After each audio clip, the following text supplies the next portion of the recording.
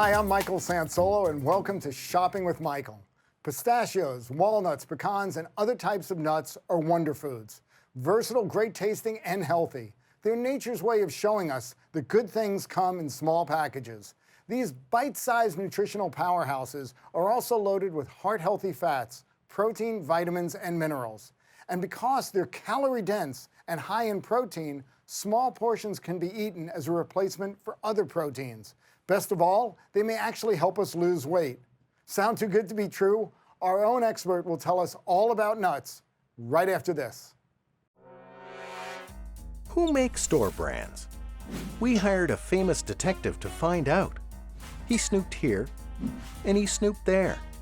And what he found was, in many cases, the same company that made the national brand made the store brands too. Wow! Then he found that many store brands are made by manufacturers who specialize in store brands, experts in working with retailers to give you great products at great savings. Wow! But most important, he found that store brands have to meet the same government standards as the national brands. What's the difference between store brands and national brands? Usually, only the price. Store brands. Be your own detective. Welcome back. Yes, the noise about nuts' nutritional attributes is louder than ever. Nuts are available in an array of flavors and portion sizes. Spot them in single-serve, on-the-go servings, in convenience stores or on supermarket or drugstore shelves. Find them in flavors that we see in snack foods, such as Thai lime and chili, dill pickle, and coconut. For all their appeal, however, nuts can still cause confusion. Do they cause weight gain? Which nuts have more of the good fats? And are nuts still good for you if they come in snack bars or trail mix? To tell us if nuts' nutritional claims live up to the hype, let's say hello to Connie Diekman. Connie is a registered dietitian, food and nutrition consultant, and author of Superfood Nuts, a guide to cooking with power-packed walnuts, almonds, pecans, and more. The book is loaded with more than 75 recipes and nutritional facts and practical tips for adding nuts to your diet. She served as Director of University Nutrition at Washington University in St. Louis and is president of the Academy of Nutrition and Dietetics. For 2 decades, she was the voice of Eating Right, Nutrition Report on WBBM Radio in Chicago. Connie, welcome to the show. Thank you. I'm one of those people, I like to snack on nuts. And I know from having talked to you, not all nuts are created equal. So when I'm thinking about snacking, what are the kinds of nuts? I mean, I mentioned that it can help you lose weight, something we all want. What nuts are the healthiest for me to snack on? When we look at snacking, there's 2 things, not only what nut you choose, but of course the amount. So they don't go in the bag, they go in the little bowl. You mean, oh, so I just can't say, oh, No, rats. you can't do that part. But when you look at which ones you want to choose, your focus is almonds, walnuts, pecans, pistachios, and then what is not really a nut, even though most of us think it is the peanut. So those 5 give you probably, if you want to call it, the greatest nutrient package. Okay. So try to focus on those. And when you say we have to snack on them watching our portion size, I am one of those people. I'll be watching a game on television and I've got a bag of nuts and I'm just tossing them in. Right. What sort of portion size? Is it like fist size? It's all about your overall diet. So in other words, you know, if you balance the whole day, your portion could be this bowl. But in general, what we talk about is a 1-ounce portion, which is what fits right here in the center of your palm, not the whole palm, right there in that little centerpiece. So it's going to vary. You know, if you look at something like the walnut, which is much bigger, you're not going to get as many pieces as if you do the pistachio. Okay. And a lot of us, you are an expert on food and nutrition. When we talk about this subbing for other proteins, I can use nuts instead of, say, eating meats or something? Really? This is the exciting area with nuts. You know, we're looking at a growing interest, I guess that's the best way to call it, in plant-based or plant-forward eating. Yes, very much so. You know, it's not just the vegetarian eating. It's we need to eat more plant protein and not as much animal protein.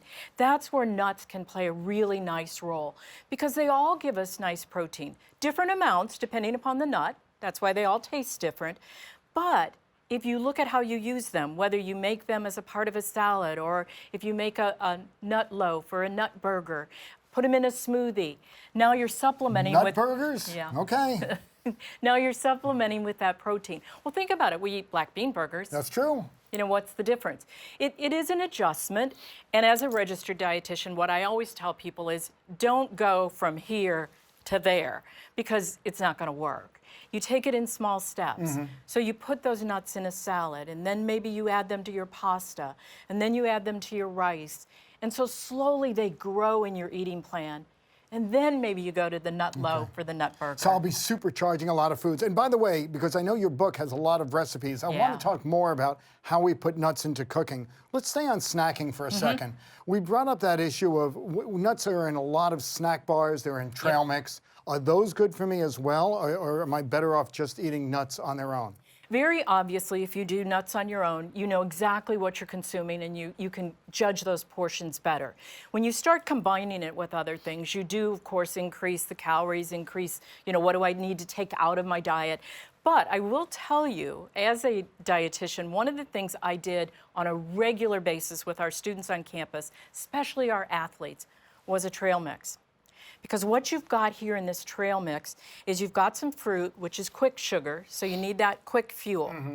Then you've got the nuts, which is protein for satiety, but slower fuel. So now instead of eating and crashing, you do one of these really nice Maintain. Yes. Okay. Yes.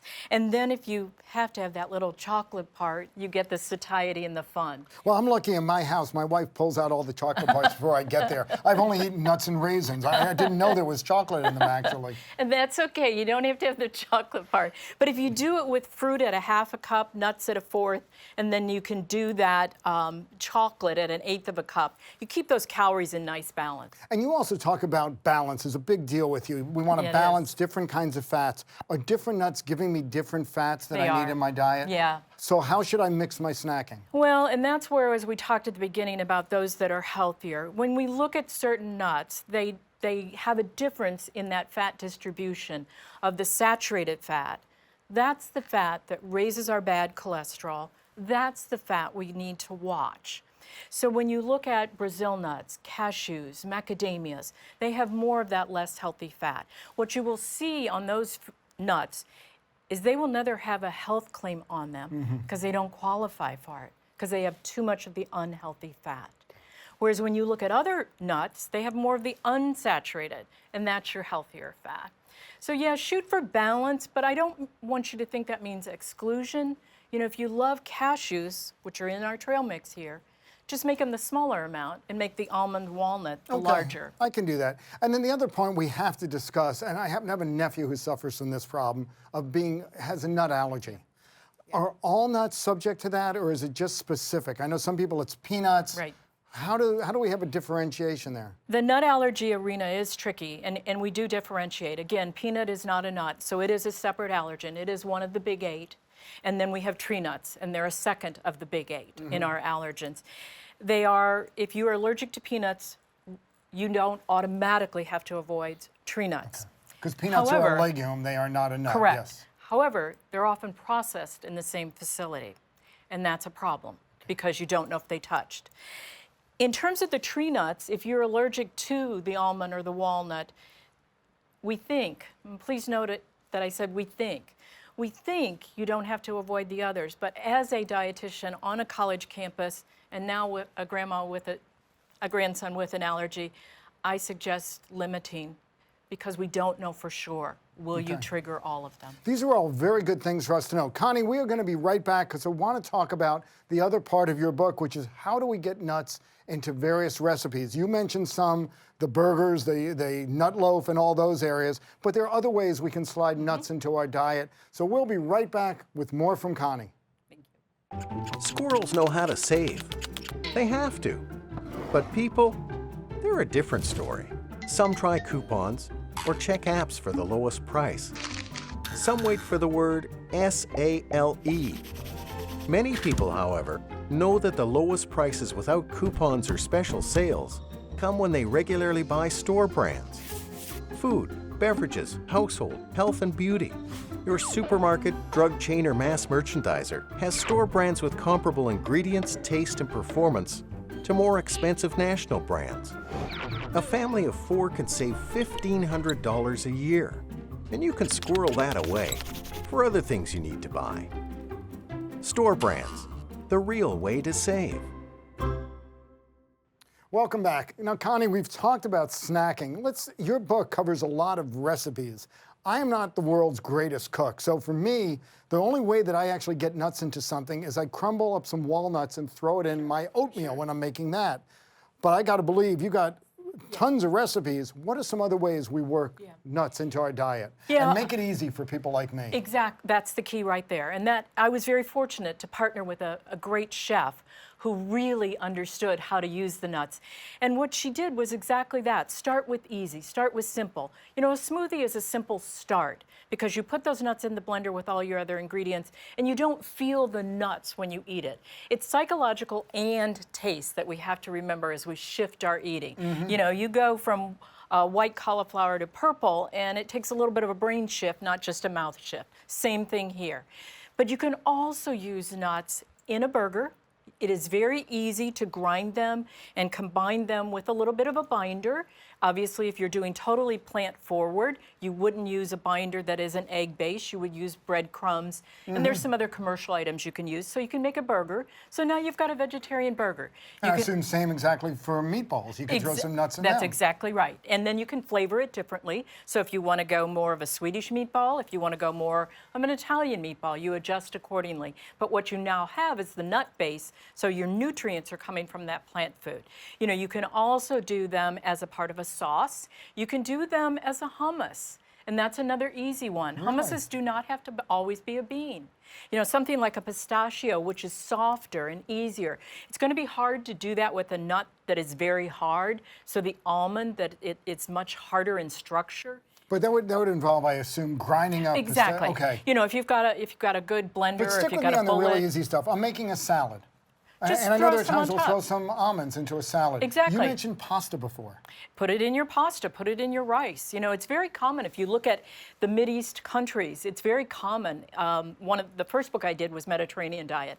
And in many of those countries, they use nuts as a part of a rice and vegetable dish. So now there's your protein, the nut, instead of what we would normally do would be the meat. And same thing with the pasta. And it'll make the pasta more filling for us because we've got the Exactly. protein in there now. And it's got the crunch. You know, we know psychologically we do need the crunch to give satiety triggers to start in the brain and go to the stomach.